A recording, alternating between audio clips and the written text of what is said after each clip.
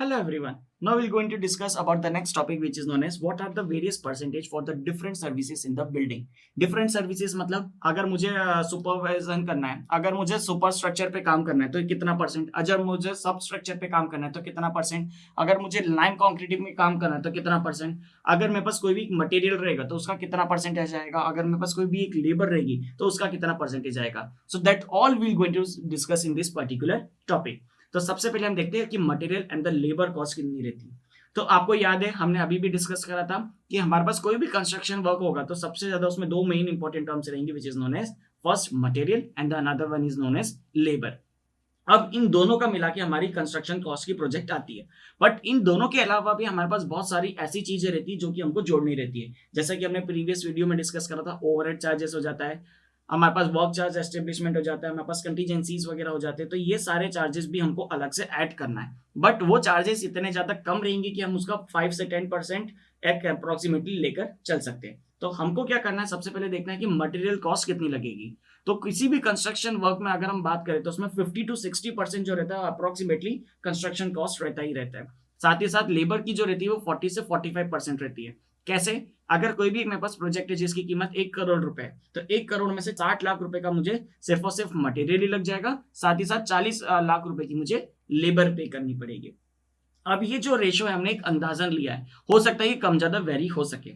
जैसे कि आपको याद होगा जब हम प्लास्टरिंग वर्क कर रहे थे तो हम हमको कई कहीं पे जैसे सीलिंग में 6 mm का प्लास्टर करते हैं, दीवार पे 12 mm का प्लास्टर करते हैं. तो जब भी हम प्लास्टरिंग करते हैं तो उसमें मटेरियल की जो कॉस्ट रहती है वो काफी कम रहती है. क्यों? क्योंकि हम 12 mm मतलब कितना, 1.2 सेंटीमीटर.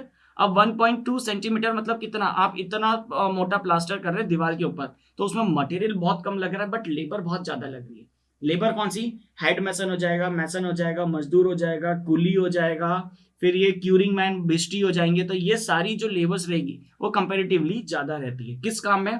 प्लास्टरिंग के काम में, पॉइंटिंग के काम में. तो ये जो परसेंटेज है वो कहीं ना कहीं जाके वेरी हो सकता है. बट ऐसा नहीं रहेगा कि मटेरियल आपका 10% ही लगेगा और लेबर 90% हो जाएगी. हमेशा मटेरियल की कॉस्ट जो रहेगी वो लेबर से ज्यादा रहेगी. ओके.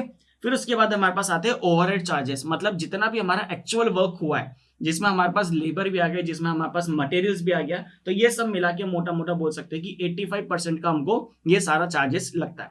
अब इसमें से 15% कहाँ गया? 15% सारे मिसलिनियस आ गए. जैसे कॉन्ट्रैक्टर का प्रॉफिट भी तो चाहिए. अब आप सोचेंगे कि जितना भी मटेरियल आएगा वो कॉन्ट्रैक्टर उसी में कमा लेगा. So that should not be valid, that should not be achievable. तो हमको क्या करना है, कॉन्ट्रैक्टर का प्रॉफिट भी निकालना है, साथ ही साथ वाटर का चार्जेस भी तो पे करना रहता है.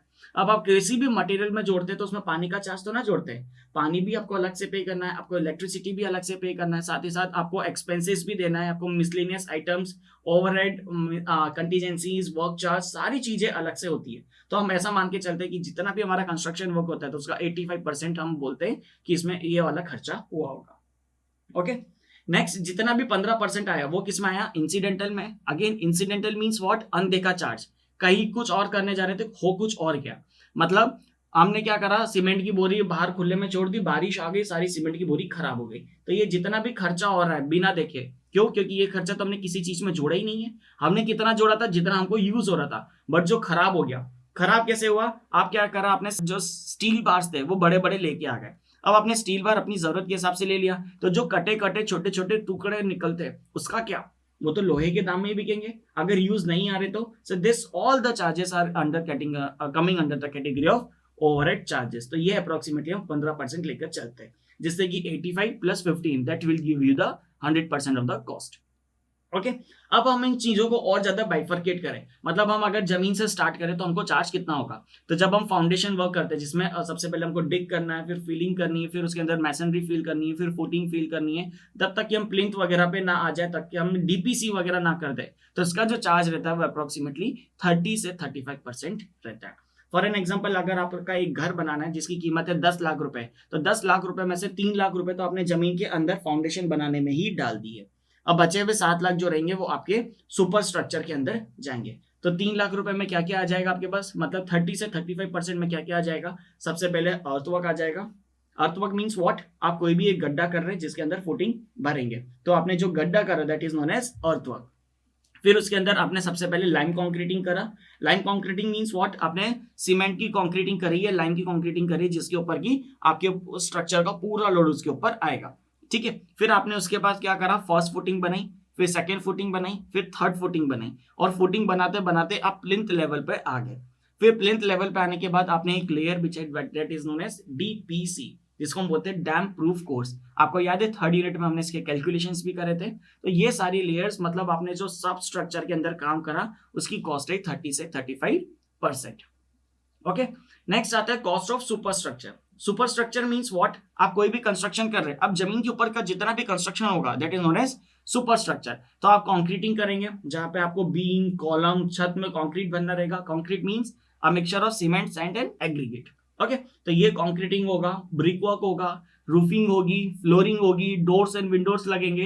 तो ये सारी चीजें जो आएगी वो सुपर स्ट्रक्चर में आएगी। तो इनका कितना परसेंटेज रहेगा, फॉर एन एग्जांपल कंक्रीटिंग का 15 to 20%, ब्रिक वर्क का 5%, रूफिंग विद वाटर प्रूफिंग, जो छत वगैरह हम फिल करेंगे उसका 2%, फ्लोरिंग का 12%, डोर्स एंड विंडोज का 10%, plastering and Poynting 7%, painting 5%, water supply and sanitation 6%, electrical supply 6%, miscellaneous 2%। मतलब इन सभी का सम मिला के हमको कितना आना चाहिए, अप्रोक्सीमेटली 65 से 70% आना चाहिए, ताकि जो हमारा फाउंडेशन है वो 30 to 35 है। तो बचा हुआ क्या आता है, सुपर स्ट्रक्चर। सुपर स्ट्रक्चर मतलब जमीन से लेके टॉप पोजीशन तक का, जहां पे आपके पास ओवरहेड वाटर टैंक ना आ जाए। तो ये सारी कॉस्ट जो है, ये सारा जो परसेंटेज ऐड होगा तो हमको मिलेगा total percentage of the super structure. अब इसके बाद कॉस्ट ऑफ सुपर स्टोरी, मतलब आपके पास अगर आप सेकंड फ्लोर बनाना चाहे, थर्ड फ्लोर बनाना चाहे, तो इन सब का परसेंटेज अलग अलग आता जाएगा। जैसे कि अपन ने अभी प्रीवियस देखा था कि एक्चुअल वर्क कितना रहता है 85%,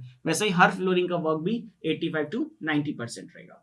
ओके, अब साथ ही साथ अपन इसमें डिस्कस करते हैं कि cost of material and labour, ये दोनों मिला के हमेशा हमारी बिल्डिंग कंप्लीट करेगा। तो ये बिल्डिंग की कॉस्ट में क्या क्या लगेगा, जितना भी मटेरियल है और जितना भी लेबर है, तो ये मिला के 100% रहेगा। तो ये 100% में मुझे सीमेंट कितनी लगेगी, रेती कितनी लगेगी, सरिया कितना लगेगा, so that we are going to discuss the percentage of the brick, percentage of the cement, percentage of लकड़ी, अदर मटेरियल, ये सारी चीजें। तो सबसे पहले हम डिस्कस करते हैं कि what is the cost of brick. तो जितनी भी ईंटें लगती है वो ओवरऑल 8% होती है of the overall cost. For an example, अगर आपकी कोई बिल्डिंग है जिसकी कीमत सिर्फ 1 लाख रुपए, छोटा सा एग्जांपल लेते हैं, तो 1 लाख रुपए का जो 8% रहेगा, मैं मान के चलूंगा कि मुझे इतने रुपए की ईंटें लगेगी। फिर सीमेंट का परसेंटेज जो रहता है वो 12% रहता है, means 12% of the overall cost of the project. Steel bars का परसेंटेज जो आएगा वो 10% के आसपास आएगा। टिम्बर, जिसमें हम लकड़ी, जिसमें हम फर्नीचर्स वगैरह बनाएंगे, हम जैसे हमारे पास कोई भी डोर वगैरह, तो उसकी फ्रेमिंग्स वगैरह में काम आएगी, हमको विंडोज की फ्रेमिंग्स वगैरह में काम आएगी। तो टिम्बर का परसेंटेज बहुत ज्यादा वेरी कर सकता है। क्यों? क्योंकि इसमें हो सकता है कि हम स्टोन की चौखट बनाएं, हम स्टोर की फ्रेमिंग करें, हम विंडोज में भी स्टोन की फ्रेमिंग करें, तो टिम्बर का परसेंटेज कहीं ना कहीं जाके कम ज्यादा हो सकता है। फिर कॉस्ट ऑफ अदर मटेरियल्स हो जाएगा, जो छोटा छोटा मटेरियल्स हमको लगता है, जैसे कि हमको कोटा स्टोन लगता है स्टेयर्स के लिए, हमको डिफरेंट मटेरियल्स लगता है, ग्लास लगता है रेलिंग्स वगैरह के लिए, एल्यूमिनियम लगता है बहुत सारी जगहों के लिए। तो ये जितना भी परसेंटेज रहेगा वो रहेगा अप्रोक्सीमेटली 14%।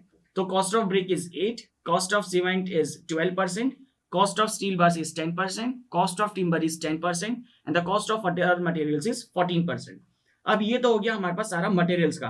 अब लेबर भी लगेगी, तो लेबर कितनी रहती है अप्रोक्सीमेटली 30 to 40% या 35 to 40%। तो ये हमारे पास total cost of materials and labours निकल के आएगा। So I hope this are the different percentage which is clear to you, जिसमें हमने डिस्कस करा कि कौन कौन सी सर्विसेज के लिए हमको कितना कितना परसेंटेज ऑफ मटेरियल लगेगा, कोई भी पर्टिकुलर बिल्डिंग के लिए या घर के लिए। Okay, thank you.